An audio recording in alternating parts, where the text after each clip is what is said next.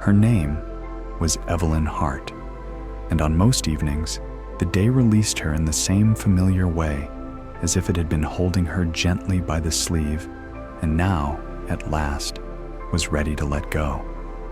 The factory whistle called out across the late sky with a long, steady note that seemed to float over rooftops and telephone wires, over the small clipped hedges and the tidy stoops, and then drift down into the streets where people moved as if they had been waiting to exhale.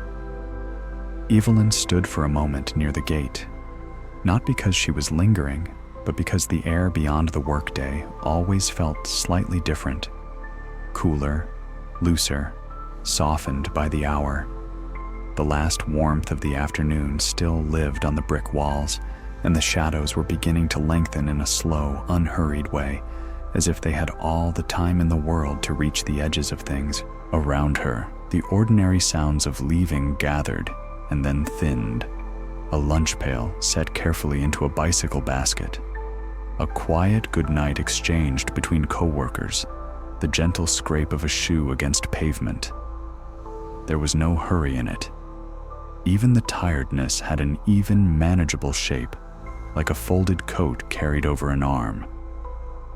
Evelyn adjusted her collar, feeling the smoothness of fabric beneath her fingertips, and let her shoulders settle down from the posture they held all day without noticing. A strand of hair had slipped loose near her temple. She tucked it back, and the motion was small but comforting, the kind of motion that said, without words, that she was on her way home now, that she belonged to the evening. She began to walk, joining the slow current of people heading in the same direction, then gradually separating as each found a different street and a different set of familiar steps. The town, if it could be called a town, with its steady blocks and its trolley line and its busy, modest downtown, was changing its clothing. Shop windows lit up one by one, and the glass reflected the last pale blush of sunset. A bakery's door opened, letting out a breath of warm bread and sugar that drifted into the street, like a kind invitation. Somewhere, a radio was already playing behind a screen door, low enough to be private, but clear enough to reach the sidewalk in fragments. A singer's soft note, a few words from an announcer, then a pause that felt like a gentle nod. Evelyn listened without trying. She simply let the sound be there. As naturally as the dimming light, her footsteps found their rhythm. The sidewalks were uneven in places, and she knew where they dipped and rose, where a tree root made a small ridge beneath the concrete. She stepped over these familiar imperfections, as if the street itself was an old friend with quirks she had learned to love. In the windows of houses, curtains shifted, lamps clicked on, and the glow behind them was never harsh. It was the kind of light that seemed to understand the purpose of evening. The day was for brightness and effort. The night was for warmth and restoration. Evelyn felt in that quiet way that sometimes comes when the world is going dim and kind, that the evening had a plan for her, not a grand plan, not anything dramatic, just a sequence of small comforts, arranged like a set table, waiting patiently for her to arrive. As she passed a corner store, the bell above the door chimed for someone else, and the sound carried out into the street, thin and bright as a spoon tapped against a teacup. A boy with rolled-up sleeves was sweeping the front step, making neat strokes that gathered dust into a careful line. A woman stood with a paper bag tucked into the crook of her arm, speaking softly to a neighbor. Their voices were calm, ordinary, and that ordinariness felt soothing, like the steady ticking of a clock you trust. The air smelled faintly of cut grass and motor oil and the cooling sweetness of summer becoming evening. Somewhere down the block, a car engine turned over and then settled into a gentle idle. Not a roar, but a purr, as if even machines understood that this hour asked for softness. Evelyn's mind, which had been full of numbers and schedules and the sharp edges of the workday, began to unclench. Thoughts still arrived, of course, small concerns, small plans. Did she have enough coffee for the morning? Had she remembered to send that note? But the thoughts did not bite. They floated in and then drifted away, as though they too were being guided toward rest. She shifted her handbag on her shoulder and felt the familiar weight of it. A handkerchief folded neatly, a comb, a pair of gloves, the thin edge of a letter she had meant to read at lunch and hadn't. Each item had its place, and the knowing of that place gave her a quiet sense of order. She did not need to hold the whole world in her head. The evening would hold some of it for her. At the next intersection, she paused as a trolley clattered past, sparks briefly flashing above where its pole met the wire. The light was quick and harmless, like the wink of a friendly star. Evelyn watched the trolley slide along its tracks with a steady confidence, and something in her chest eased further, as if she had borrowed a little of that certainty. The world knew how to move forward without strain. The trolley knew where it was going. The sky knew how to darken without rushing. The streetlights, not yet fully awake, were readying their gentle glow. Evelyn stepped off the curb when it was clear and continued on, letting her pace remain slow enough that her breathing could settle into something deep and easy. She turned onto a quieter street where the houses sat a little farther back from the road, each with a patch of yard and a few shrubs trimmed into patient shapes. Cicadas were beginning their evening song, a steady, faraway hum that seemed to stitch the air together. A porch swing creaked once, then again, as someone rocked gently in the dimness. The sound was unhurried, almost hypnotic. Evelyn imagined for a moment that the whole neighborhood was breathing together. Inhale, exhale, each home a warm lung filled with lamplight. The thought was not logical, and yet it felt true, in that soft bedtime way truth sometimes takes. Not as fact, but as comfort. As she walked, she noticed the way dusk changed colors. It wasn't simply that the light went away. It transformed. The blues deepened. The greens grew darker and richer, as if the leaves were holding on to the last daylight like a secret. The sky kept a pale band near the horizon, a lingering ribbon of gold that seemed reluctant to leave.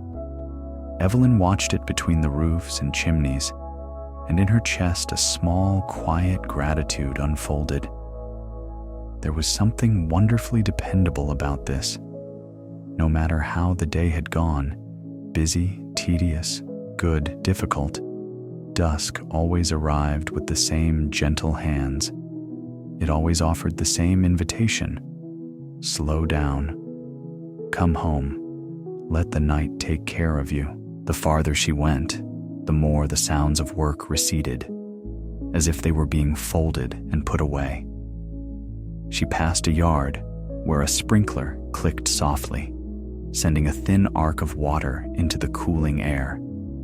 The droplets caught the last light and briefly sparkled, tiny floating beads that looked, for a second, like the evening had scattered a few small diamonds just for the pleasure of it. Evelyn's lips almost formed a smile. Not a big one, just the sort that happens when something ordinary suddenly appears a little enchanted. She kept walking, and the sprinkling sound faded behind her, replaced by the hush of her own steps and the steady chorus of insects. In a few minutes, she would reach the street where she lived. She would see her own front walk, her own little steps, the familiar angle of her porch rail. But for now, she let herself stay in this in-between place, no longer at work, not yet at home, where the day's edges softened and the evening's comforts began to show themselves in small signs. A window glowing warmly, a radio tune drifting like a ribbon of sound, the clean scent of soap from someone's laundry line. Each detail felt like a gentle reassurance. "You are safe," the dusk seemed to say. "You are allowed to rest." And Evelyn, carrying the manageable weight of her day and the quiet hope of her night, walked on through the deepening light, letting the factory whistle become only a memory behind her, letting the evening, patient and kind, lead her toward home. Evelyn Hart turned onto her own street as if she were stepping into a quieter chapter of the day, one written in softer ink. The houses here were familiar in the way a well-loved song is familiar.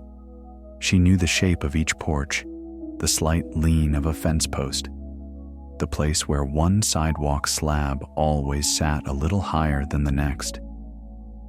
Dusk rested gently on the neighborhood, settling into tree branches and window frames, dimming edges without taking anything away. A few children's voices, already tired from play, drifted from a yard and then faded, and the sound left behind a pleasant silence, as if the street itself had decided to speak more softly. Evelyn's steps slowed, not from reluctance, but from a natural easing, as though the closer she came to home, the more she was permitted to move at the pace of comfort. Her house stood midway down the block, modest and steady, with a porch that held a pair of chairs and a small table that always seemed to be waiting for an evening cup of something warm. The front windows were dark for the moment, but they reflected the dimming sky with a calm, glassy patience. Evelyn paused at the gate, her hand resting lightly on the latch. She liked this small pause, the half-breath before entering, the moment when the outside world still touched her shoulders, while the inside world, unseen, already reached out its hands. The yard smelled faintly of earth and the day's leftover heat, and somewhere near the foundation, a single cricket had begun its steady song, a simple sound that felt like a stitch holding the night together. She walked up the short path, and the porch boards answered her with the quietest creak, as if acknowledging her return. The front steps had their own familiar rhythm beneath her feet. The rail, worn smooth from years of hands, fit her palm in a way that felt personal, as though the wood remembered her.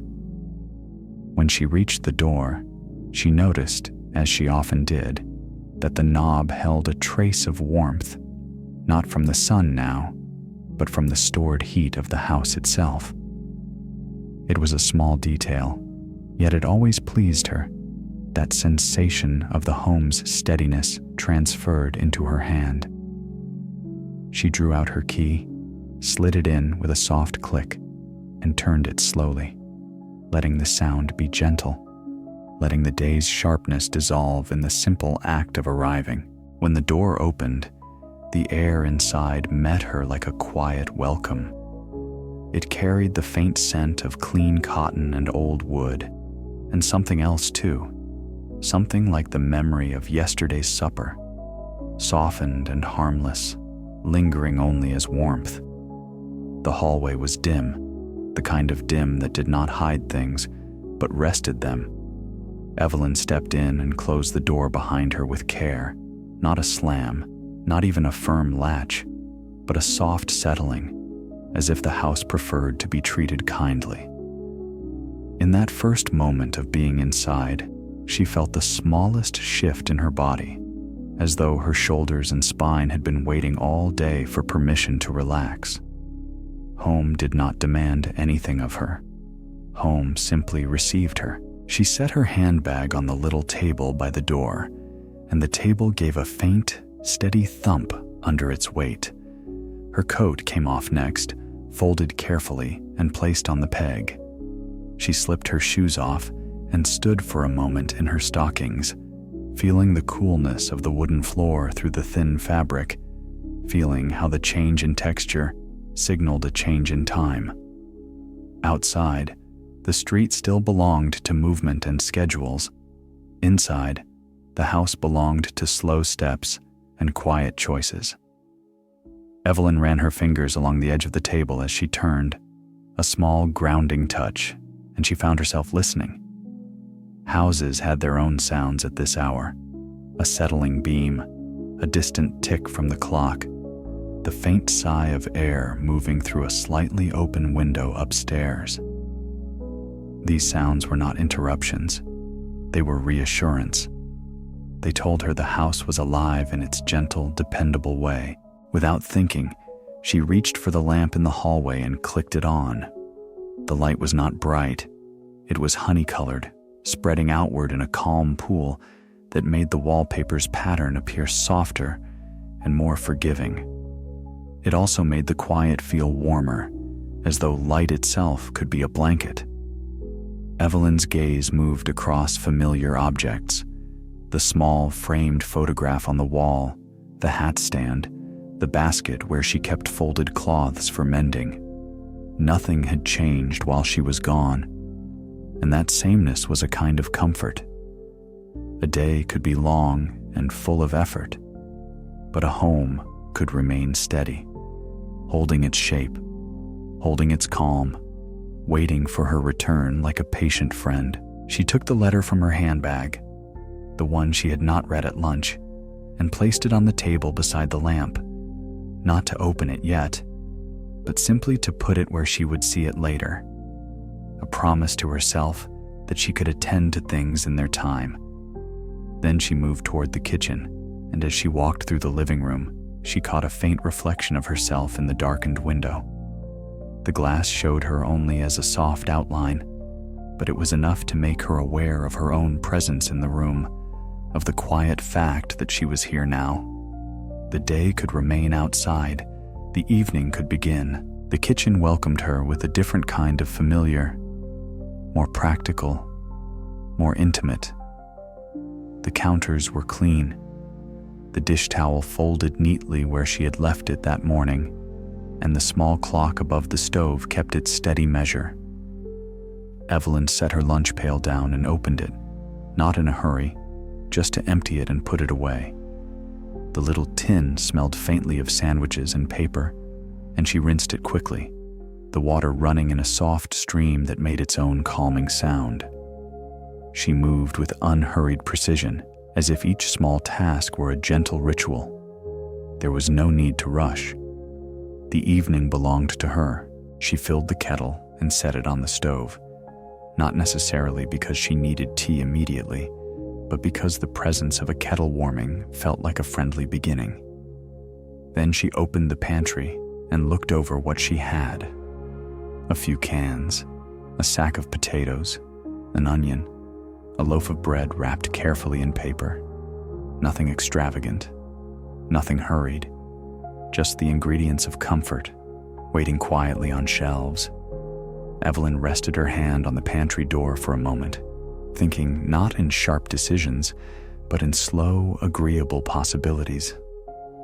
Soup, perhaps, or something that could simmer gently while she changed her clothes and let her mind settle further. The thought of a pot warming on the stove felt like a soft lamp turned on inside her chest. Before she began, she went to the small window above the sink and lifted it a few inches.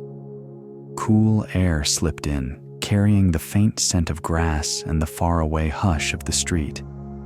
The breeze moved the curtain slightly, and the curtain's movement looked almost like a slow wave, a quiet greeting to the night. Evelyn stood there for a moment, her hands resting lightly on the sill, and let herself breathe in and out, slow and deep. The house behind her was still. The kitchen in front of her was ready. Even the air felt patient. It was then, always around this moment, that Evelyn noticed the peculiar gentleness of her home, the way it seemed to anticipate her needs without fuss. There was nothing supernatural in the obvious sense. No doors swinging open on their own, no voices whispering from corners. Yet there was a subtle magic in how easily the evening arranged itself once she crossed the threshold. The lamp's glow found her without glare. The floor's coolness reminded her to slow down.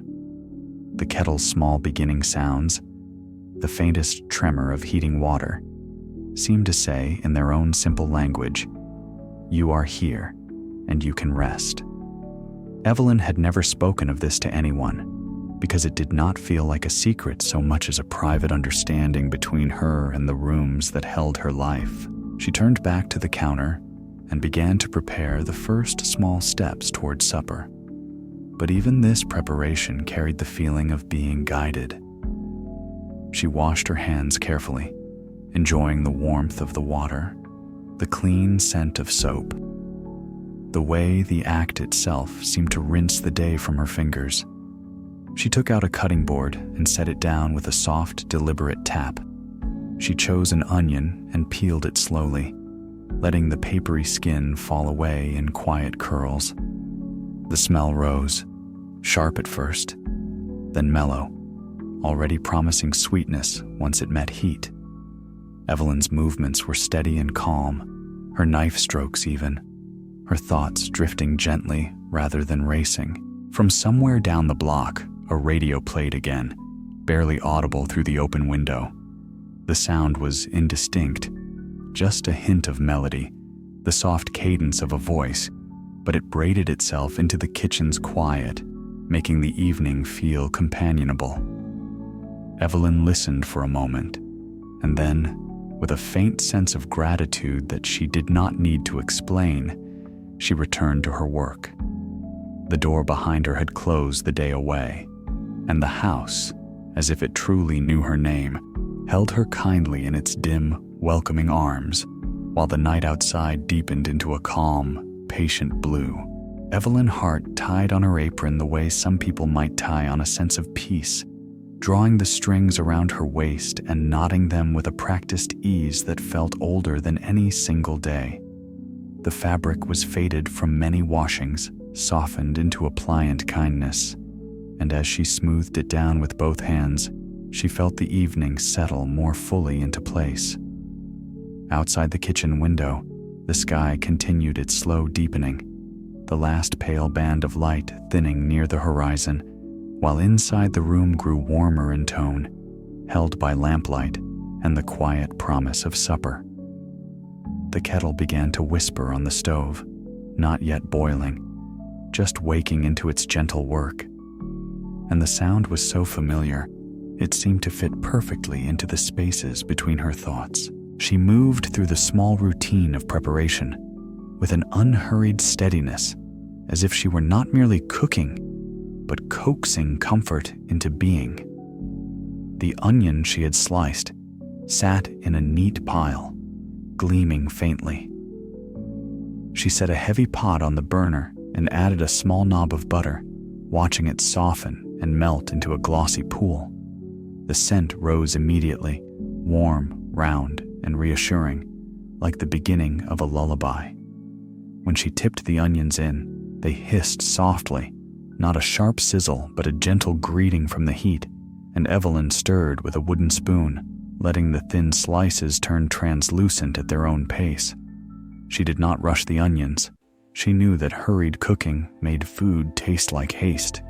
Tonight, the flavor she wanted was patience. In the pantry, she found a can of broth and a jar of dried herbs. In the icebox, she had a small bit of leftover chicken wrapped in paper and a few carrots tucked into the drawer. There were potatoes too, humble and reliable, their skins dusted with a faint trace of earth. Evelyn lined these things up on the counter, the way a careful person lines up stitches before sewing, enjoying the calm order of it.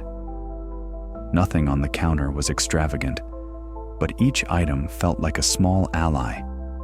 The potatoes promised fullness, the carrots promised sweetness, the chicken promised substance, a gentle sturdiness.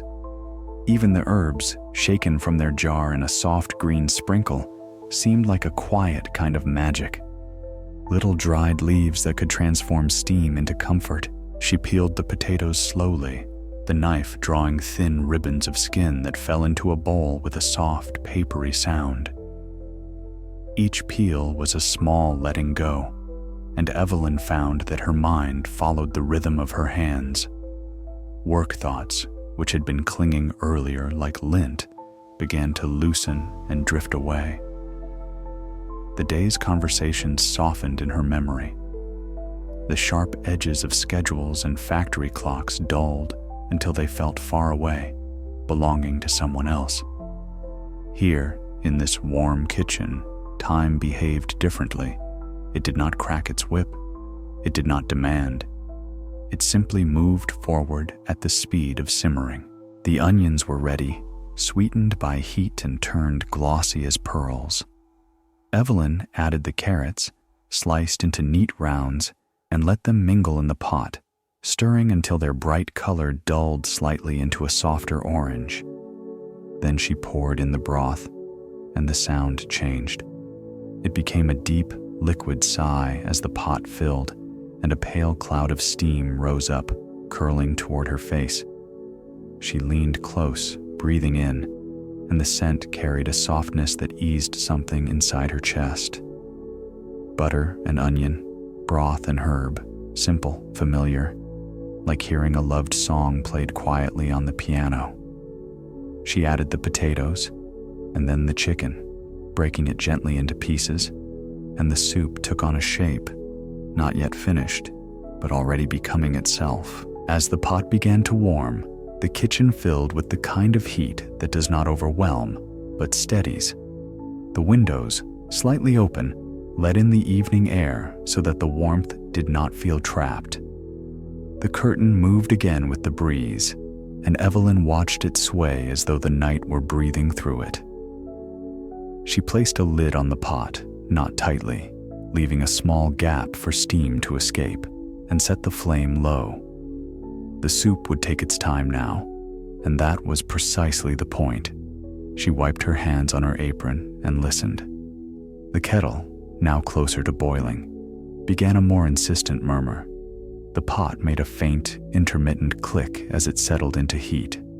The house around her remained calm, holding these small kitchen sounds as though they were precious. Evelyn poured herself a cup of tea while she waited, letting the hot water stream into the mug with a soft, continuous sound. She did not add much to it, only a little sugar, stirred until it dissolved. The spoon clinked gently against the cup, a small music all its own. With the mug warmed between her hands, she stood by the counter and allowed herself to rest in stillness without feeling idle. There was something quietly satisfying about having a meal on the stove, slowly becoming, while she did nothing more than sip and breathe. It felt like being cared for by the simple laws of heat and time. It felt, in a soft and nearly magical way, like the kitchen itself was watching over her. When she finished her tea, she set the mug in the sink and began preparing the rest of supper in quiet steps that kept the evening flowing. She sliced bread and placed it on a plate, the knife making a clean whisper against the crust.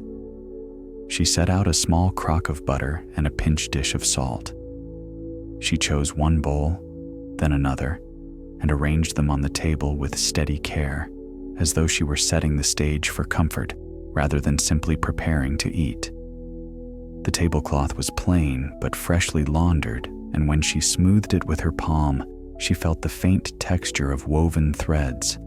There was a certain pleasure in these details. They were modest, yes, but they were hers. They belonged to her life, to her evenings, to the quiet world she was building one routine at a time. While the soup simmered, Evelyn changed out of her work clothes and into a house dress. Soft cotton, simple buttons, nothing that pinched or demanded. She braided her hair loosely and pinned it up, letting her scalp relax from the tightness of the day. When she returned to the kitchen, the scent of the soup greeted her more fully, richer now, deeper, with a sweetness that had developed from slow cooking. She lifted the lid and stirred, watching the vegetables move gently in the broth like slow fish in a quiet pond. Steam rose again, warm against her face. She tasted a spoonful and felt immediate satisfaction. The flavor was uncomplicated, but it carried something that mattered, steadiness.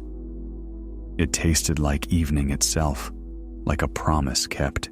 As she adjusted the seasoning, just a small pinch of salt, a shake of pepper, Evelyn noticed a curious thing, a subtle sense that the kitchen's warmth extended beyond the stove.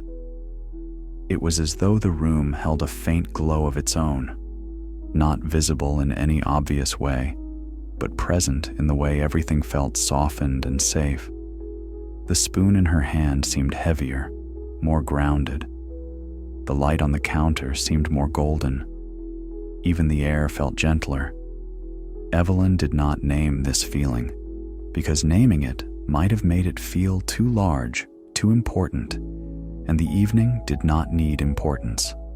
It needed only quiet. She accepted the sensation the way one accepts a blanket placed over the knees, without question, with gratitude.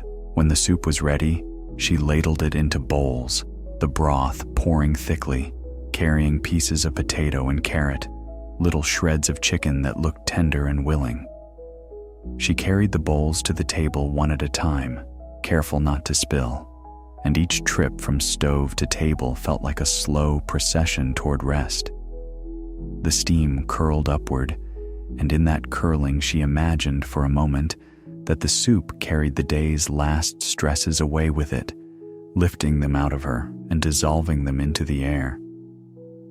It was a fanciful thought, but it soothed her, and that was enough. Evelyn sat down and took her first spoonful slowly. The warmth moved through her with immediate gentleness, not only in her mouth but deeper, as if it traveled down into the places where tension liked to hide.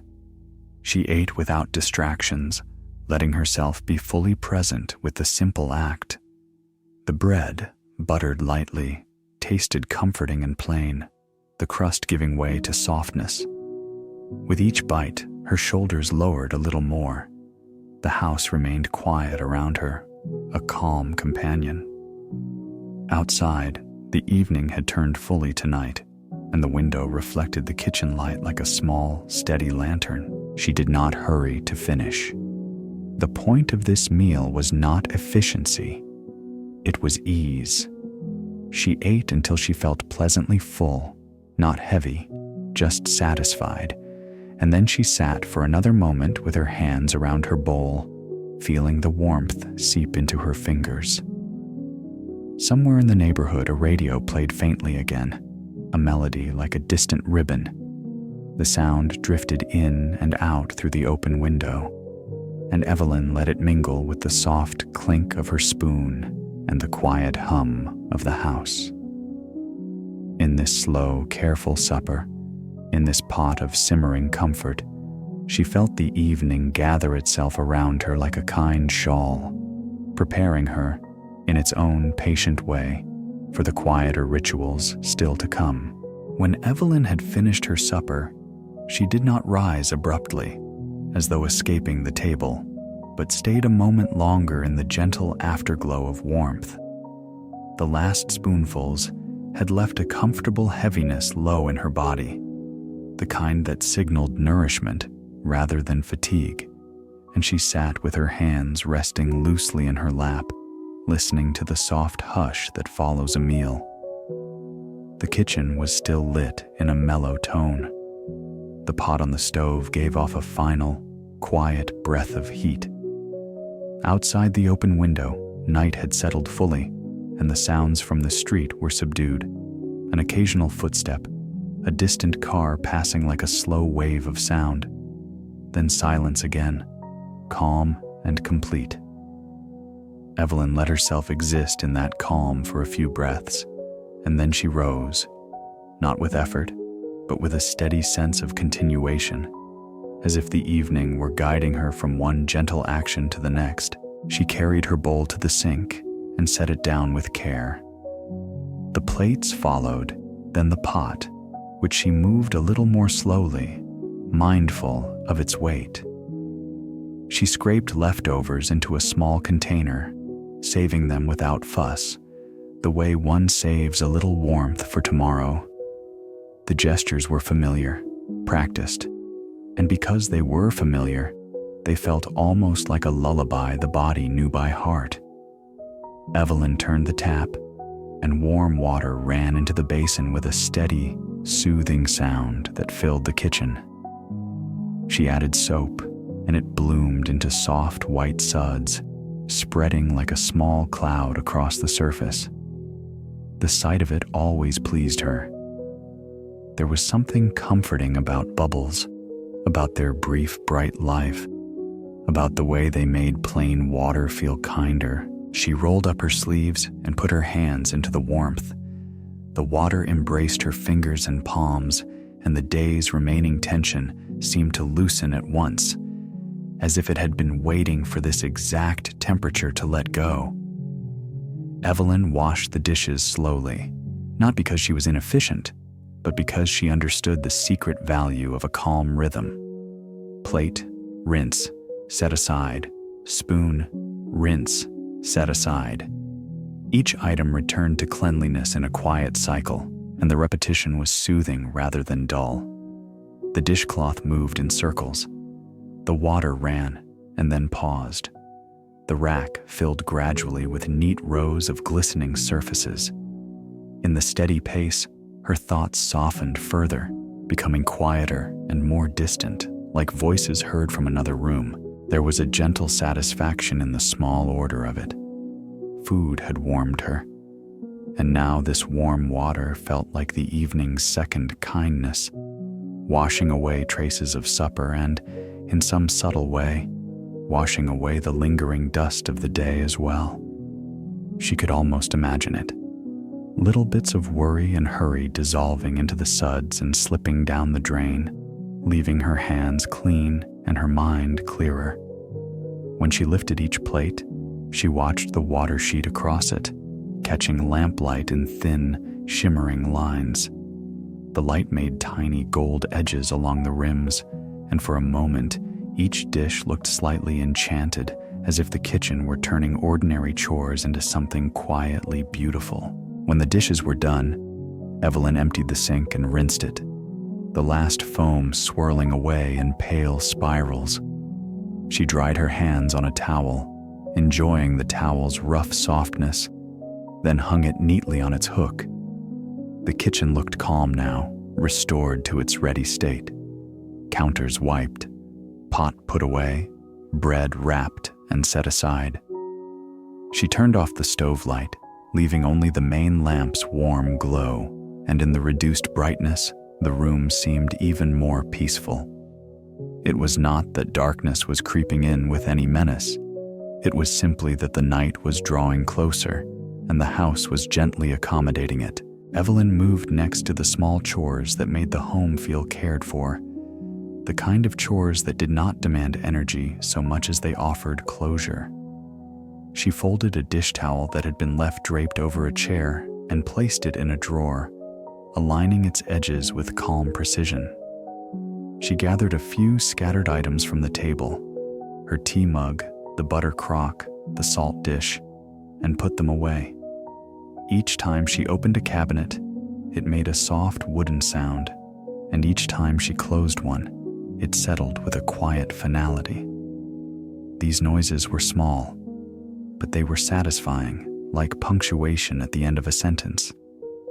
The evening, line by line, was becoming tidy and complete. She crossed into the living room and picked up the newspaper that had been delivered earlier and left unopened on a side table. She did not read it now.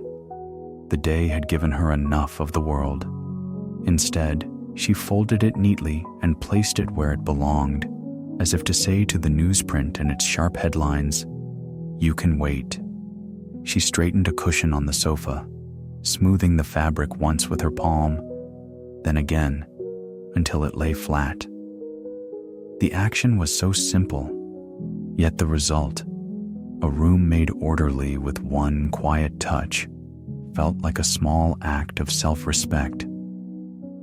Evelyn's home did not need to be perfect. It only needed to feel gentle, and her hands knew how to help it feel that way. In the corner of the living room stood a small basket of mending, the kind every careful household seemed to have. Evelyn carried it to the armchair and sat down, not with any plan to complete a great project, but simply to attend to one small thing. She found a sock with a thin spot near the heel and threaded a needle with practiced ease. The thread slid through the needle's eye, and she made tiny, patient stitches, drawing the fabric together in a quiet repair. The act was almost hypnotic. Stitch, pull, settle. Stitch, pull, settle. Her breathing matched it. In the silence, her mind drifted without strain, and she felt the evening's calm deepen, like a lake becoming still as the wind dies down. She finished the small mend and placed the sock back in the basket. There was no triumph in it, only the gentle satisfaction of caring for what she had. She stood and carried the basket back to its place, and as she did, she noticed how the house seemed to respond to her attention. It was not an obvious response. Nothing moved on its own. Yet the rooms felt subtly more peaceful when she moved through them with steady care, as if the house appreciated being treated gently. The lamp's glow seemed warmer. The shadows seemed softer. Even the air felt smoother against her skin. Evelyn did not speak these thoughts aloud.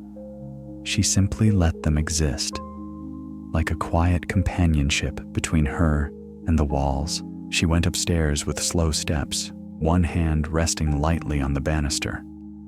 The stairs creaked faintly, as they always did, and the sound was so familiar, it felt like a greeting. At the top of the stairs, she paused, looking down into the darkened lower floor, where the kitchen's light still glowed faintly. The sight was comforting, a small pool of warmth below, a reminder that the house was layered with safe places. Evelyn turned toward the bedroom and opened the door, letting the room's cool stillness meet her. She did not fully prepare for bed yet. This was not that part of the evening. But she did small, quiet things that made later feel easier. She laid out her nightgown. She folded her house dress over a chair. She opened the window a crack to let in fresh air that smelled of night-blooming flowers and distant damp earth. Back downstairs, she returned to the living room and took a moment to straighten the small shelf where she kept her books and magazines. She did not rearrange everything, only adjusted a leaning stack, aligned two spines, and dusted lightly with a cloth. The cloth moved across the wood in slow strokes, and the dust lifted away, leaving the surface clean and smooth. It was another gentle closing of the day, another quiet signal that the house was being prepared for rest. Evelyn found that she liked these transitions. They were not dramatic, not full of emotion, but they carried a sense of being guided from wakefulness towards sleep, step by step, without any sudden changes. When the last of the small chores were done, Evelyn stood in the center of the living room and looked around. Everything felt calm. The cushions sat neatly. The tables were cleared. The air was warm but fresh. The clock ticked steadily, reminding her that time was moving, but in a way that felt friendly rather than insistent. She felt a pleasant kind of tiredness now, the tiredness that comes when the day has been properly set down and the evening has done its quiet work.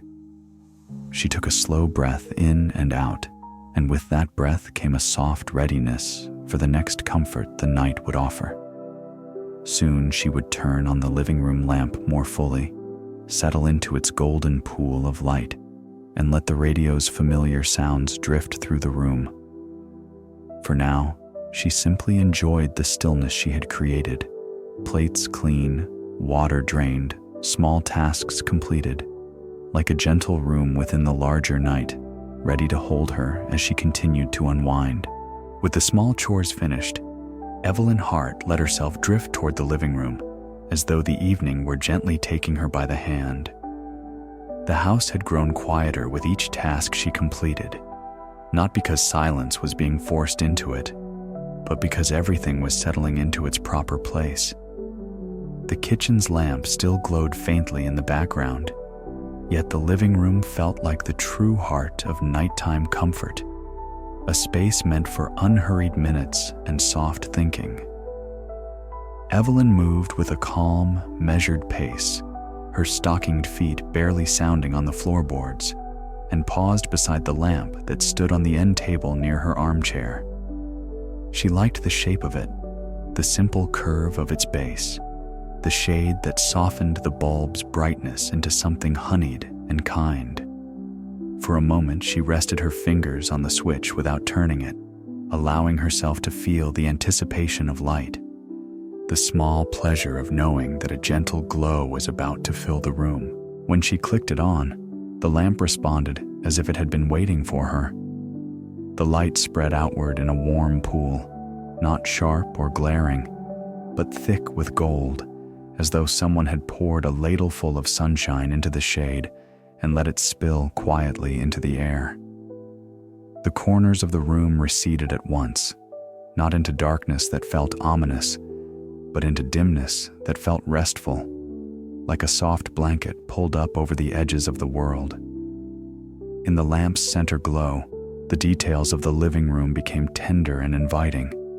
The faint pattern of the rug, the smooth arm of the chair, the small stack of magazines on the table, their covers muted now by the evening's mellow tone. Evelyn watched the light settle for a moment, and she felt something inside her settle too, as if her thoughts had been scattered through the day and were now gathering themselves back into one warm, quiet place. She lowered herself into the armchair with a slow exhale, letting the cushion receive her.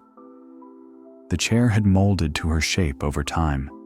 It held her in a familiar cradle, offering comfort without any fuss. Evelyn adjusted the small pillow behind her back and tucked her feet beneath her, the posture of someone who no longer needed to stand at attention.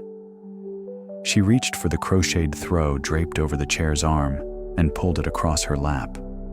The yarn was soft and slightly uneven, made by a neighbor years ago, and its texture felt reassuring against her hands. When she smoothed it down, the movement was unhurried, like a hand patting calm into place. The lamp's glow did something quiet and miraculous to the room. It turned plain surfaces into gentle landscapes. The varnish on the side table caught the light in a mild gleam. The framed photograph on the mantel, usually just a familiar object, appeared now like a small window into another time, softened by the golden haze. Even the air seemed altered, warmer not only in temperature but in feeling, as if the light itself carried a kind intention. Evelyn had often thought that lamps were like small domestic moons, each one bringing its own private night, its own little orbit of peace. This lamp, in particular, had a steady devotion to comfort. It did not brighten the room as much as it gathered it close. She listened again to the house's nighttime sounds. The clock's tick was steady, patient, a measured pulse that did not push. Somewhere in the walls, the faintest creak suggested a beam settling. The open window in the kitchen allowed a cool thread of air to drift through the lower floor, and that thread carried the scent of grass and distant, damp earth. Evelyn breathed it in, and the air felt like a clean cloth drawn over her forehead. She let her shoulders drop another fraction. She let her jaw unclench. She let the muscles around her eyes soften. It was astonishing, the way a simple lamp in a quiet room could invite the body to remember how to rest. On the table beside her sat the letter she had placed there earlier. She reached for it now, not with urgency, but with the calm curiosity of someone who has time. The envelope was plain, the handwriting familiar, likely from her cousin Ruth, who wrote whenever she could manage it. Evelyn ran her thumb lightly along the paper's edge before opening it, feeling the faint texture, and then slipped a finger under the flap. The sound of paper parting was soft and intimate, She unfolded the letter slowly, letting the pages open like quiet wings, and read by the lamp's warm light, her eyes moving at an unhurried pace. The words were ordinary in the best way. Small updates, gentle observations, a few neighborly remarks about the weather, and a new baby in Ruth's building. A mention of a recipe Ruth had tried that turned out surprisingly well. Nothing dramatic, nothing that demanded a fastened breath. Evelyn felt herself smile once or twice, small smiles that barely lifted her lips but warmed her face. Reading these calm sentences was like having someone sit beside her and speak in a low voice. She did not hurry to reach the end. She let each line arrive and settle, letting the comfort of connection fill the quiet spaces inside her. When she finished, she folded the letter again and placed it neatly on the table. She did not feel compelled to answer at once. There would be time for that on another evening. Tonight was for receiving, not producing. She leaned back into the chair and let her gaze drift across the room. The lamp created a gentle boundary, a soft circle of light that seemed to hold her, and the nearby objects in a private calm. Beyond that circle, the room grew dim, and the dimness felt like permission. Permission to stop thinking about details that did not matter. Permission to let the wider world soften and recede. Evelyn's attention found small, pleasing things. The way the fringe of the throw lay in a quiet row on her lap. The way the magazine edges aligned, even though she hadn't perfectly arranged them. The way the lampshade cast a subtle gradient, brighter near its center and darker toward its edges. The longer she watched, the more she felt that this light was doing more than illuminating. It was smoothing. It was slowing. It was a kind of domestic spell, woven not from mystery, but from familiarity and kindness. Evelyn did not name it as magic, because magic, in the stories people told, was often loud and bright and full of sudden change. This was different. This was the quiet kind of enchantment that comes from a home being cared for, from an evening being allowed to unfold at its own pace. She reached to the side table and picked up a small magazine, flipping through it without much intention. Advertisements and short articles passed under her gaze. Recipes, homemaking tips, a short story that she only half read. The pages made a soft, rustling sound, like leaves moving in a light breeze. Evelyn found that she liked that sound almost more than the content. It matched the lamp's glow, matched the night's calm. She turned a page, paused, turned another, and the rhythm of it felt like a gentle rocking. After a few minutes, she set the magazine down. Her eyes felt a little heavier now, not with sleep yet, but with the beginnings of it, the first soft tug. She stood and moved to the mantel, where she kept a few small objects. A small porcelain dish, a little vase, the framed photograph. She dusted lightly with her fingertips, not really removing dust, but touching each object as if acknowledging it. The photograph showed her parents on a summer day, both smiling in a way that seemed to carry sunlight. In the lamp's glow, their faces looked softer, as if even memory was being warmed. Evelyn lingered there, feeling a calm affection rise and settle, not sharp with longing, but gentle, like a hand placed briefly on the heart. She returned to her chair and sat again. The lamp's golden pool held her quietly. Outside the windows, the neighborhood's lights were few and soft, each home a small glow in the darkness. The night itself felt deep and unhurried, a wide, calm sea. Evelyn imagined briefly that each lit window was a lantern floating on that sea, all of them steady, all of them anchored by the same simple desire for rest. The thought soothed her, and she let it drift through her mind, the way a slow melody drifts through a room. In the silence, she became more aware of her breathing. It was slow now, even, not shallow as it had been at the factory. Inhale, exhale, inhale, exhale. The lamp did not change, but the longer she sat within its glow, the more she felt that it was quietly changing her. It was not a transformation anyone could see from the outside. It was simply the gradual turning down of the inner brightness that had been required for the day. A dimming, but a peaceful one. A softening, a returning to herself. She glanced toward the corner where the radio sat on its small table, its dark wooden case polished, its dial faintly visible. She did not turn it on yet. Not quite. For a moment, she simply looked at it and felt the anticipation of the next comfort, the next gentle layer of the evening. The lamp had gathered her into calm. Soon, the radio would add its familiar voices and music, threading sound through the quiet in a way that never disturbed, only soothed.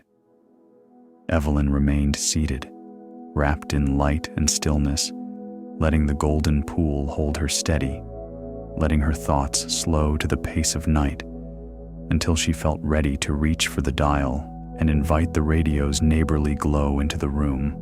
Evelyn Hart sat in the lamp's warm circle for another quiet moment, letting the hush deepen until it felt like something she could lean against. Then, with a slow and deliberate motion, she extended her arm toward the radio, as if reaching for a familiar hand.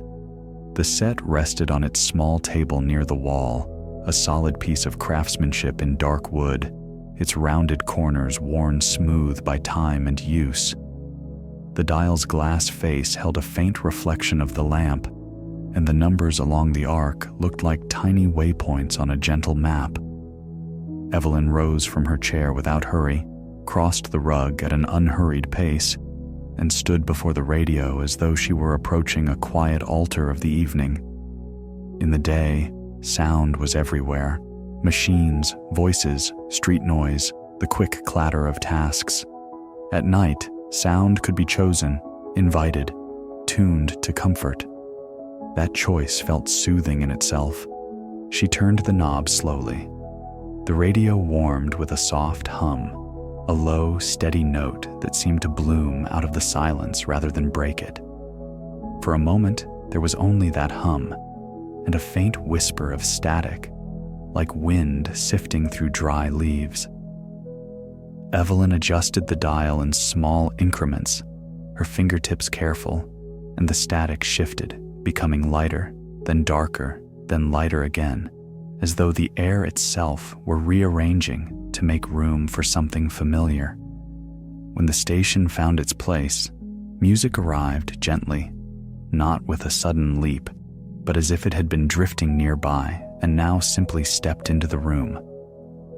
The first notes were smooth and warm, a band playing softly, the kind of tune that seemed to know the purpose of evening. Evelyn returned to her chair, the radio's sound following her like a calm companion. She settled again beneath the throw, and now the room held two comforts at once: the lamp's golden light and the radio's quiet presence. The music floated through the air, filling the spaces without crowding them. It did not demand attention. It offered itself like a warm cup set within reach.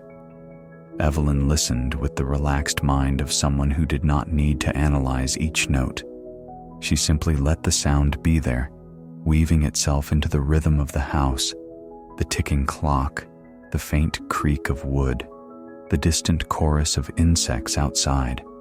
Together, these sounds formed a gentle harmony, an unhurried arrangement that made the night feel complete.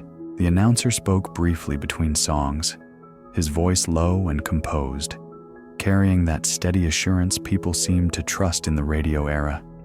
He greeted listeners as if they were neighbors sitting close enough to share the same lamplight. His words were unhurried, his tone friendly but not overly bright, and Evelyn felt the small comfort of being included in something familiar and communal. She imagined other homes along her street, other people sitting down after their days, turning their own dials to the same station, listening to the same voice. The idea made the neighborhood feel connected, even in silence, as though invisible threads ran from window to window, stitched by music and radio light. A song began with a gentle piano introduction, and then a singer's voice entered, smooth and patient. The melody was simple, almost like a lullaby dressed up in a grown-up suit. Evelyn's breathing slowed further. She found herself sinking into the chair, her shoulders soft, her hands relaxed beneath the throw. The day's edges had already been smoothed by supper and chores, by warm water and quiet mending, and now the radio completed the softening, like a final brushstroke on a calm painting. It was not merely entertainment, it was a companionable presence, a reminder that the world could be kind and orderly, even if only for the length of a program. As the music played, Evelyn let her attention drift gently, not falling asleep yet, but moving into that pleasant space where thoughts become lighter and less urgent. She looked at the lamp and watched the way its light made the air appear thick and warm, as if the room were filled with a fine golden mist. The radio's sound seemed to touch that light, to add another layer to it, turning the living room into a small private refuge. Evelyn had sometimes thought that if comfort had a color and a sound, it would look and sound very much like this. Amber light and soft music, steady and close, like a friend speaking quietly so as not to disturb. Between songs, there were small messages, announcements, brief mentions of household products, reminders spoken in that calm, persuasive tone that never felt harsh. Even these interruptions were gentle in their own way, because they belonged to the familiar pattern of radio listening. Evelyn did not feel irritated by them. They were part of the texture, part of the era's evening rhythm. She listened without strain, letting each voice and jingle pass by like a boat gliding along a slow river. The mind did not need to hold on to them. The mind could simply watch them go. She stood again after a time, moved by a quiet impulse to do something small with her hands while she listened. She walked to the sideboard and poured herself a glass of water, the liquid catching the lamp's light as it filled the glass. She drank slowly, feeling the coolness refresh her. Then she returned to her chair, sitting down more deeply now, as if each small movement was guiding her closer to rest. The music continued, and Evelyn noticed that the melodies seemed to match the pace of the night outside. Nothing rushed, nothing startled. Even the occasional swell of a brass instrument felt rounded, softened by distance and volume, like a wave that never breaks too sharply on shore. A comedy program began after the music set, and the tone shifted slightly. Yet even the laughter was subdued, more of a warm chuckle than a sharp burst. The characters' voices came through the speaker with a cozy familiarity, and Evelyn found herself smiling once, then again, not with excitement, but with mild amusement. She did not feel pulled into a bright alertness. The humor was gentle, the pacing unhurried, the jokes simple enough to be pleasant without being demanding. She could listen and relax at the same time, letting the radio be company without requiring her full attention. There was a subtle magic in it. This ability of the radio to bring the wider world into her small living room in a controlled, soothing way.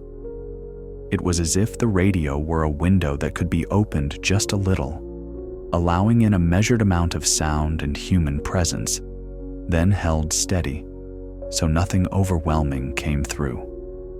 Evelyn imagined the radio as a sort of friendly gatekeeper, standing between her quiet home and the busy world beyond, selecting only what would suit the evening.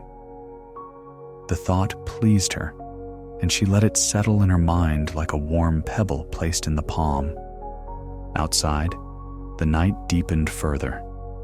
The window panes turned into dark mirrors, reflecting the lamp in the room. Evelyn could see the faint outline of herself in the glass, her face softened by light and shadow. She looked restful already, as if the evening were shaping her into something calmer, something quieter. The radio's voice continued, steady, neighborly. The speaker's warm crackle gave everything a slightly softened edge, like a photograph with blurred corners.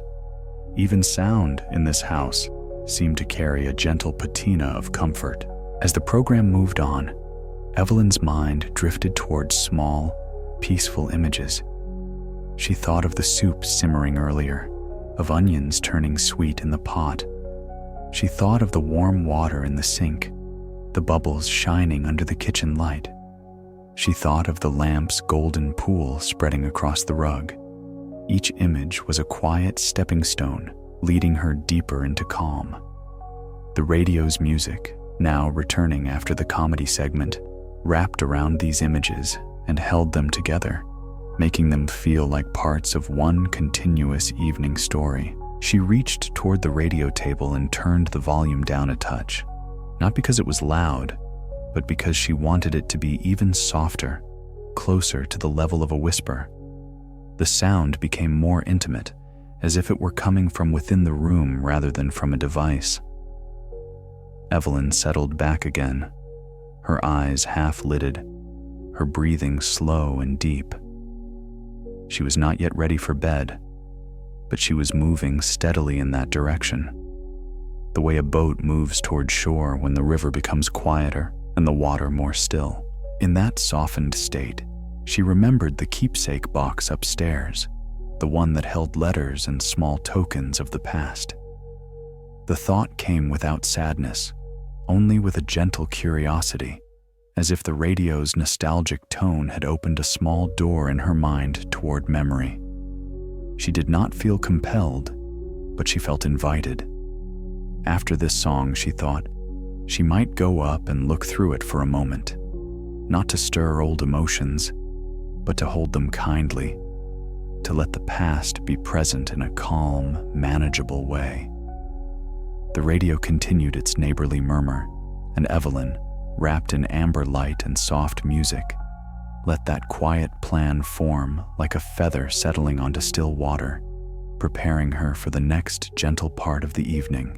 When the music on the radio softened into a slower number, Evelyn Hart rose with a quiet readiness, as though the melody itself had lifted her gently from the chair. She did not turn the set off. She left it murmuring in the living room, its sound now a low, neighborly thread that could follow her through the house like a familiar scent. With the lamp still glowing warmly behind her, she crossed the room and moved toward the stairs, her steps unhurried, her mind calm and open. There was no sharp intention in her, only a mild curiosity, the kind that comes when the day is already put away and the night has room for small, tender things. Upstairs, the hallway was dimmer, yet it did not feel empty. The house held its own quiet light, the kind that comes from moon through curtains and from the memory of lamps glowing below. Evelyn paused at the top step and listened. The radio's sound reached her ear only as a soft blur, like a conversation heard through a wall, soothing precisely because it was indistinct. She walked to the bedroom and turned on the small bedside lamp. Its light was even gentler than the one downstairs, a pale, creamy glow that made the room feel hushed and safe. The bed stood neatly made, the quilt smoothed earlier, and the air smelled faintly of clean cotton and night breeze from the cracked window. On the dresser sat a small wooden box, modest in size, its surface worn smooth from years of being opened and closed. Evelyn's keepsake box was not ornate. It had no elaborate lock or shining metal clasp. It was simply a container for the small proofs of life, papers that had been folded and carried, photographs that had been handled, ribbons that had once tied something precious. The box had the quiet dignity of usefulness, and Evelyn approached it without ceremony. She placed both hands on the lid for a moment, feeling the wood's steady firmness, and then lifted it slowly, as if she did not want to disturb whatever gentle silence had gathered inside. The scent that rose was subtle: old paper, faint perfume, a trace of cedar. It was the scent of time itself, softened and harmless. Evelyn looked down into the box and saw neat layers of memory. Letters tied with a thin strip of cloth. A few photographs in a small stack, their edges worn. A postcard with a bright illustration faded slightly by years. A ribbon that had once been white and was now more like cream. She did not plunge her hands in quickly. She took her time, as if she were visiting with someone older and dearer than she could name, someone who deserved respect. She began with the letters, lifting the bundle and setting it on the bedspread. The cloth tie came undone with a small, soft sound, and she unfolded the top letter. The handwriting was familiar, her mother's, careful and rounded, and the sight of it brought an immediate warmth, not sharp with grief, but gentle, like a hand resting on the shoulder. Evelyn read slowly, allowing each line to arrive as if it were being spoken to her in a quiet voice. The letter was not dramatic. It spoke of ordinary things: a neighbor's garden, the weather, the comfort of a good meal. Yet in those ordinary sentences, there was a tenderness that felt almost luminous under the bedside lamp, as though love, even when written simply, carried its own light. As she read, the room seemed to soften further. The bedspread's texture under her fingers felt more comforting. The air felt quieter. Even the faint radio murmur downstairs seemed to drift upward in a way that supported the moment, like background music for memory. Evelyn did not cry. She did not need to. The letter did not open wounds. It smoothed them. It reminded her that the past could be held gently, without being heavy. She folded the letter again and laid it aside, feeling a quiet gratitude for the fact that paper could carry warmth across years. Next, she lifted a photograph. It showed her as a young woman at a picnic, hair pinned up, smiling without strain. Beside her stood friends, their faces bright with that easy joy that comes when the sun is warm and the day is simple. Evelyn studied the photograph in the lamp's glow, noticing small details she had forgotten: the pattern of a dress, the way someone's hand rested on another's shoulder, the faint blur at the edge where the picture had been taken quickly. She did not linger on regret for time passing. Instead, she let herself feel the quiet comfort of having lived those moments. The past, she realized, was not only what was gone. It was also what remained, stored in the body's memory, in the mind's soft corners, in a photograph's faded light. She set the photograph down and picked up a postcard. The postcard had been sent from a seaside town years ago by her cousin Ruth, long before Ruth's handwriting had matured into its current steady form. The postcard's illustration showed a lighthouse and a calm sea, the colors slightly faded, but still charming. Evelyn ran her thumb lightly along the edge and read the brief message, smiling at the simple cheerfulness of it. A postcard was such a small thing, she thought, yet it carried with it a whole scene. Salt air, gulls, the steady beam of a light sweeping across water. It was as if a tiny window could be held in the hand, and through it one could glimpse a softer world. She returned the postcard to the bed and reached into the box again, finding a small ribbon. She lifted it carefully, letting it drape across her palm. It had once tied a gift, perhaps, or been worn in her hair. She could not remember exactly, yet the ribbon's texture itself, soft, slightly frayed at the ends, felt like proof that it had been part of something meaningful. Evelyn held it for a moment, then set it down, not needing to force a story onto it. It was enough that it existed.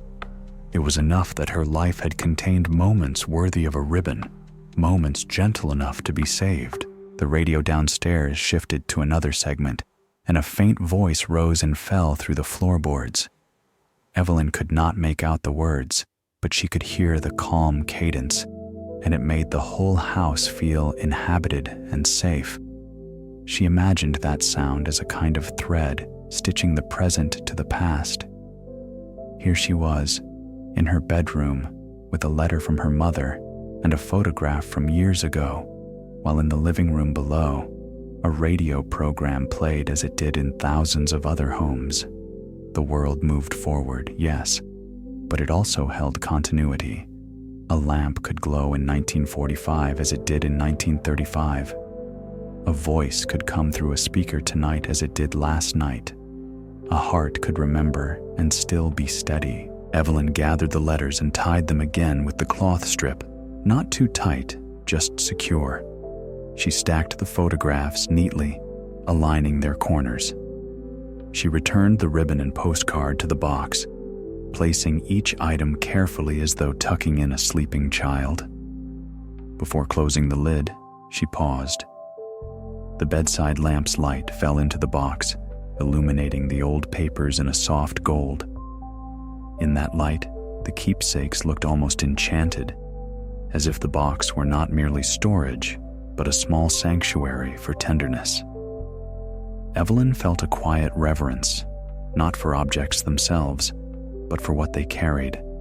Evidence of love, of ordinary days, of people speaking kindly into her life. She closed the lid gently, letting it settle without noise, and placed the box back on the dresser. Then she sat on the edge of the bed for a moment, hands resting loosely on her lap, breathing slow and deep. The act of looking through the keepsakes had not stirred her into wakefulness. It had done the opposite. It had softened her further, reminded her that her life, with all its routines and efforts, was threaded through with quiet meaning. The past had not come to demand anything. It had come like a warm visitor, sitting briefly in the lamplight, then leaving without fuss. Evelyn stood again and walked to the bedroom window. She looked out over the darkened street where porch lights glowed faintly and the shapes of trees stood still against the night sky. The air outside looked cool and calm. The neighborhood seemed to be resting in unison, each home holding its own small circle of light, each person turning inward toward quiet. Evelyn breathed in the night air through the crack in the window and felt it cool her face, gentle and clean. Downstairs, the radio continued its low murmur, steady as a heartbeat. She turned away from the window and moved back toward the door, ready now for a brief porch moment under slow stars, ready to step outside for a breath of night before she began turning down the house for sleep. Evelyn Hart went downstairs with the same unhurried care she used for everything in the evening, her hand gliding lightly along the banister, as if the wood and she shared a quiet understanding. The radio's sound grew clearer with each step, its warm murmur re-entering her awareness like a friend approaching down a hallway. In the living room, the lamp still poured its golden light across the rug, and for a moment she paused at the foot of the stairs, simply to look at the room as it was, soft, ordered, calm. Then she moved toward the front hall, drew her cardigan from the peg where she had hung it earlier, and slipped it over her shoulders. The knit was comfortable and familiar. It carried the faint scent of soap and the home itself. She chose it not because she was cold, but because the porch air would be cooler than the room's, and she liked meeting the night gently, prepared. At the front door, she hesitated, not from uncertainty, but from the quiet pleasure of the threshold. Inside was warmth and lamplight. Outside was the wide, dark calm, the neighborhood's breathing quiet and slow. Evelyn turned the knob and opened the door with care, letting the night air slip in like water, cool and clean. It brought with it the scent of grass, the faint sweetness of flowers that opened only after dusk, and the far-off mineral smell that sometimes rose from sidewalks cooling after day heat. She stepped onto the porch and closed the door behind her softly, leaving the radio and lamp inside like a small hearth. While she stood outside in the gentle company of darkness, the porch boards were cool beneath her slippers. She moved toward the rail and rested her forearms on it, letting her shoulders drop, letting her gaze travel out across the street. The houses opposite were mostly dark now, their curtains drawn, their windows reflecting occasional glints of porch light. A few lamps still glowed behind glass, creating warm squares of light that seemed to float in the dark like quiet lanterns. Somewhere down the block, a porch swing creaked once, then again, slow and rhythmic, as though someone else was also taking a moment to be held by the night. The sound was faint, barely there, yet it offered a soothing sense of company. The neighborhood did not feel empty. It felt resting. Above, the sky was deep and smooth, its color a dark velvet blue that made the stars appear more patient, more deliberate. A few stars were already visible, not sharp and glittering like holiday decorations, but steady, gentle points of light that seemed to take their time shining. Evelyn lifted her chin slightly and breathed in. The air filled her chest with coolness, and she felt the quiet expansion and release of her lungs, as if the night itself were teaching her how to breathe more slowly. In the distance, a train sounded its horn, low and long, and then the sound faded away, leaving behind an even greater hush. The horn did not feel startling. It felt like part of the landscape of night, an old voice moving through darkness, then passing on. Evelyn's mind, already softened by keepsakes and letters, drifted into a calm spaciousness. Thoughts rose, but they were not urgent. They were like leaves floating on still water.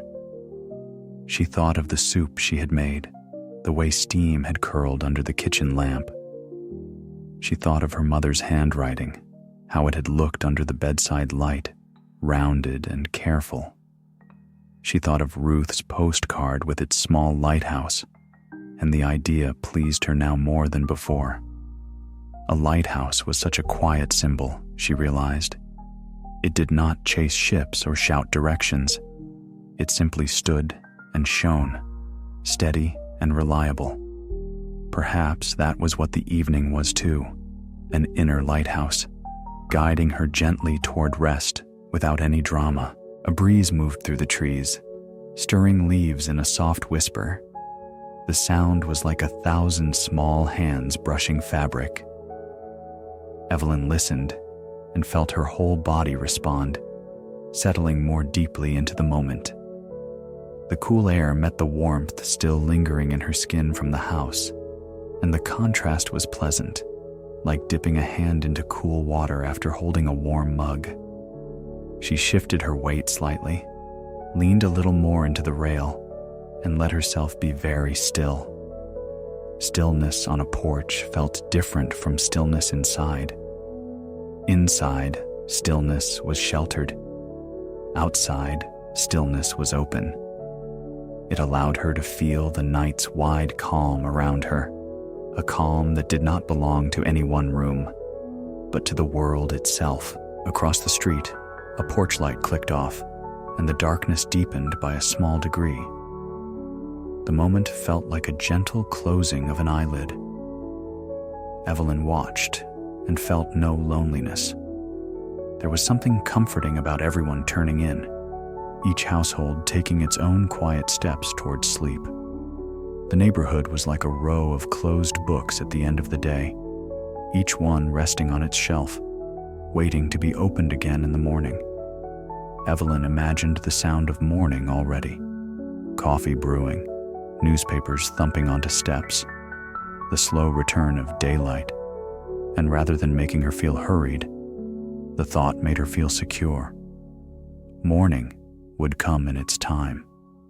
Tonight, the only requirement was to let the night do its work. A car passed slowly along the street, its headlights washing briefly over the lawns and the trunks of trees, then sliding away.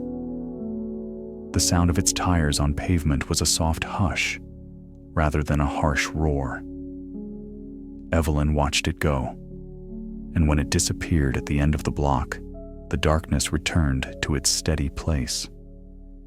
In that returning darkness, she felt a small, nearly magical sensation, as if the night were smoothing itself back into shape, like a quilt settling after being briefly disturbed.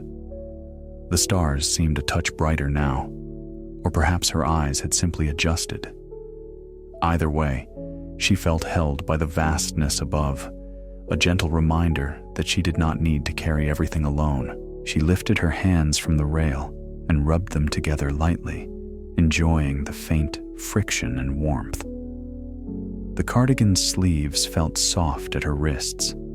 She took another slow breath, and in that breath, she let go of the last lingering threads of the day. Not with force, not with deliberate effort, but with quiet willingness. The porch moment was not long, yet it felt complete, like a small ritual of stepping outside to meet the night as an equal partner. The night was not something to endure. It was something to enter, to accept, to let wrap around her like cool air and gentle silence. Evelyn glanced back toward the front door. Through its glass panel, she could see the warm glow of the living room lamp, a soft amber square within the darkness. The sight made her feel grateful for the simple ingenuity of home, how a single lamp could make a room into a sanctuary, how walls and curtains could create a little island of warmth in the middle of a vast night. She realized then that she was ready for the next part of the evening. The porch had given her fresh air and the slow stars. Now she could return inside and begin the quiet ritual of turning down the house, closing the day not as a sharp ending, but as a gentle dimming. She opened the door and stepped back into the front hall, the warmth of the interior meeting her like a familiar embrace. She closed the door softly behind her, as if tucking the night outside into its own place. The radio's murmur reached her again, a friendly presence, and the lamp's golden pool spread across the living room just as it had before, unchanged, steady. Evelyn paused for a moment on the threshold between porch and room, letting the coolness leave her cheeks, letting her body adjust. Then she moved deeper into the house with the calm assurance of someone who knows her evening routine well, ready now to dim lights, draw curtains, check each room with quiet gratitude, and guide the house, room by room, into restful darkness. Evelyn Hart stood for a moment in the front hall, letting the warmth of the house meet the coolness she had carried in from the porch. The transition was gentle, like stepping from shade into sun, and she felt it in the quiet loosening of her shoulders and the soft easing of her breath. Behind her, the door was closed again with its familiar, careful click, and the night remained outside in its wide calm, content to keep watch from the street and the slow stars. Inside, the lamp in the living room continued to glow, and the radio murmured in its neighborly way, as though it had been speaking softly the entire time she was out and had simply lowered its voice to match the house's mood. She moved into the living room and approached the radio first, not to turn it off, but to make it even more gentle. The dial's faint light looked like a small crescent moon against the wood, and when she touched the volume knob, the sound softened further, slipping into the background until it felt less like a program and more like a steady companion breathing in the corner. The voices and music became a quiet blur, soothing rather than distinct, and Evelyn found that her mind responded immediately, as if it had been waiting for permission to grow even quieter. She did not need the radio to fill the room now. She only needed it to keep the room from feeling too empty, the way a distant conversation can make a house feel warmly inhabited. Then she began the simple ritual she always followed at this hour, the ritual she thought of as turning down the house, like turning down a lamp or turning down a quilt. She went first to the window nearest the chair and drew the curtains, pulling them together with slow care. The fabric made a soft rasping sound along the rod, and when the curtains met in the middle, it felt like a gentle closing of the day's eyes. She checked the edge to make sure there was no bright strip left open, not because she feared anything, but because she liked the cocooning effect, the sense that the house was becoming its own quiet world. She repeated the motion at the next window, then the next, until the living room held only the warm interior light and the faint reflection of the lamp in the glass. The lamp itself was the heart of the room, and Evelyn treated it with quiet respect. She did not extinguish it yet. Instead, she stood beside it and adjusted the shade slightly, turning it a fraction so the light fell more neatly across the chair and the rug. The shift was small, yet it changed the feeling of the space, as though the room had been gently combed into order. Evelyn's eyes traveled across the familiar objects in that light: the side table, the magazines, the photograph on the mantel, and she felt a mild gratitude rise, steady and uncomplicated. These were not luxuries. They were simply the small anchors of a life, and tonight they looked especially kind, softened by the hour. She crossed into the dining area and tidied the table, even though she had already cleared it earlier. It was not that she needed to. It was that she liked the last pass, the final reassurance that nothing had been left in disarray. She smoothed the tablecloth once with her palm, felt the fabric's cool weave beneath her fingers, and then folded the cloth napkins neatly and placed them back where they belonged. The motion was soothing, almost meditative. A home, she believed, rested more easily when it felt cared for, and she could sense the house responding, not in any dramatic way, but in the subtle easing of atmosphere, the way the rooms seemed to exhale as she moved through them. In the kitchen, she turned off the main light and left only the small glow above the sink, a gentler illumination that made the counters look calm and clean without keeping the room too awake. She checked the stove, laying her hand briefly on the knob to confirm it was off, and the action felt like a quiet vow. The day's heat is finished now. She glanced at the container of leftover soup in the icebox and felt a small comfort in knowing tomorrow's meal already existed in a modest way, tucked away and waiting. Then she closed the icebox door softly, as if the house preferred quiet closures to loud ones, and rinsed her hands once more, enjoying the cool water this time, the quick freshness of it against her skin. Before leaving the kitchen, she stood by the open window and lowered it a bit more, leaving just a narrow gap. The night air slipped in gently, enough to keep the house fresh, but not enough to chill it. The curtain stirred, then settled again, like a calm breath. Evelyn lingered there for a moment, listening to the far-off quiet, a faint insect chorus, the low hush of distant traffic, the muted pulse of night. Everything sounded far away, softened by darkness, and that distance felt restful. She closed the inner screen door with care, then turned away, ready to let the kitchen sleep. She made her way back through the lower floor, checking small things that did not truly need checking, but which completed her sense of closure. A chair pushed in, a book placed squarely on the shelf. The mending basket nudged back into its corner. These were small gestures, almost ceremonial in their modesty, and the ceremony was what mattered. Each action was a soft sign to her nervous system. Nothing is left undone enough to worry about. The house is ready. You are ready. At the foot of the stairs, she paused, looking up into the dim hallway above. The upstairs felt quieter, more private, like the deeper part of the night. Evelyn turned off the living room lamp then, not with a snap of finality, but as a gentle dimming of the house's heart. The light vanished, and the room did not become frightening. It became restful. The remaining glow from the kitchen and the faint dial light of the radio created a soft, low-lit pathway, a calm twilight inside the home. The radio still murmured, even softer now against the darkness, as if it were speaking from a respectful distance. Evelyn climbed the stairs slowly, each step measured, each creak familiar and friendly. At the top, she turned on the small hallway light, a modest bulb behind a frosted shade that gave off a pale, sleepy glow. She moved from room to room as if offering a quiet goodnight.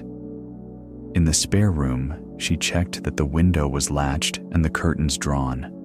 In the bathroom, she arranged the towel so it hung neatly, set out her brush and a clean cloth, and glanced at the small mirror, where her reflection looked softened and calm. She did not study herself. She simply noticed, with mild satisfaction, how the evening had changed her face. Less tension around the mouth, less urgency in the eyes, as if her features were remembering their natural rest. In her bedroom, she paused at the threshold and let the room receive her. The bed waited with its smooth quilt and turned down corner, the sheets cool and inviting. The bedside lamp cast a gentle pool of light that was quieter than any lamp downstairs, like a whisper made visible.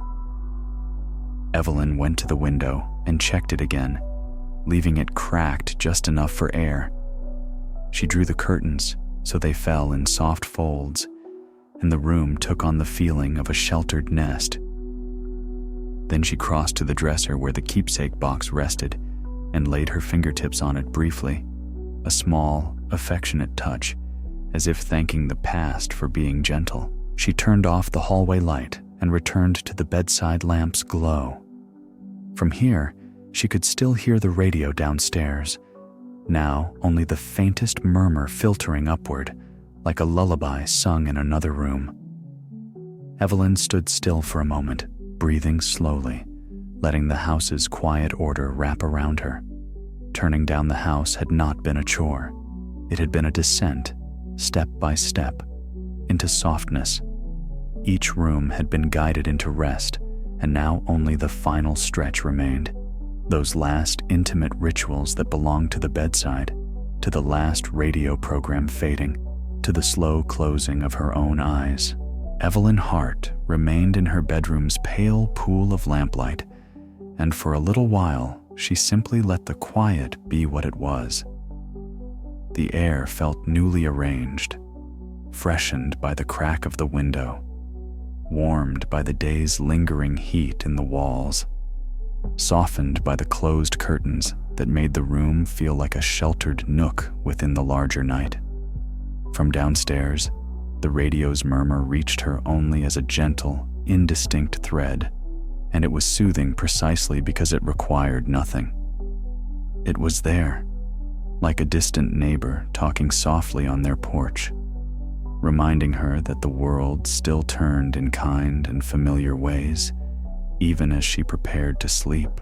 She moved through the last small rituals with the calm of someone who understood their value. In the bathroom, she brushed her teeth slowly, letting the mint and the cool water make her feel clean and refreshed without waking her too much.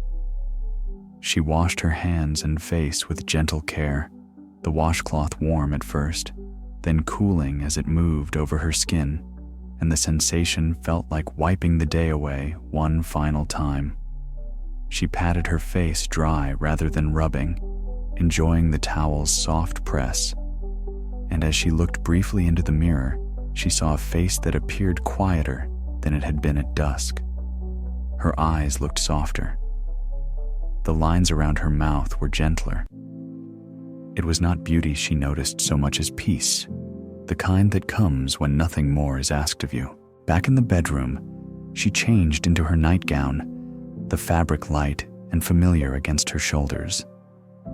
She folded her cardigan and laid it neatly over the chair, then placed her house dress beside it, smoothing both as if she were giving them their own goodnight. These small gestures were not necessary, yet they made the room feel orderly and kind, and that kindness returned to her in the form of ease. She moved to the dresser and picked up a glass, then went down the hall to the kitchen, where the dim sink light still glowed faintly. She filled the glass with water and carried it back upstairs, holding it carefully as though it were a small offering to her future self. The version of Evelyn who might wake briefly in the night and feel comforted by a cool sip. As she returned to the bedroom, she paused on the landing to listen again to the radio below. The program had shifted into a quieter segment, the announcer's voice low and measured, and Evelyn could hear the cadence even if she could not make out the words. It sounded like a closing voice, a voice that understood people were drifting toward sleep. She appreciated that subtle courtesy. The radio, like the lamp, seemed to know its role at this hour, to accompany, not to stir, to soothe, not to excite. She walked into her room and placed the glass of water on her bedside table, where it caught a small glint of lamplight along its rim. Evelyn sat on the edge of the bed and let her feet rest on the floor for a moment, feeling the coolness through the thin fabric of her nightgown. She placed her hands on her thighs, palms down, and took a slow breath in and out. In the quiet, her body felt pleasantly heavy, as though it were settling into the bed even before she lay down. She reached to the bedside drawer and took out a small tin of hand cream, unscrewing the lid with a soft metallic click. The cream smelled faintly of lavender.